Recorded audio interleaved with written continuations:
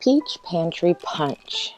You're going to start off by going into the pantry, seeing if you have any fruit. You can use fruit with heavy syrup or light syrup, but this is going to replace simple syrup. So get creative with your choice and pick something sweet. Next up, we have sparkling water, sparkling cider, something with some bubbles, something fizzy and festive.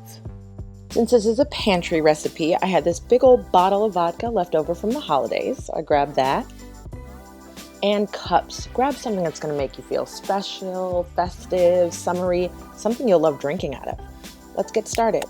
I'm using peach syrup for my beverage. A little vodka, to taste. I'm going to go ahead and add a little more vodka. And just a little more vodka for me.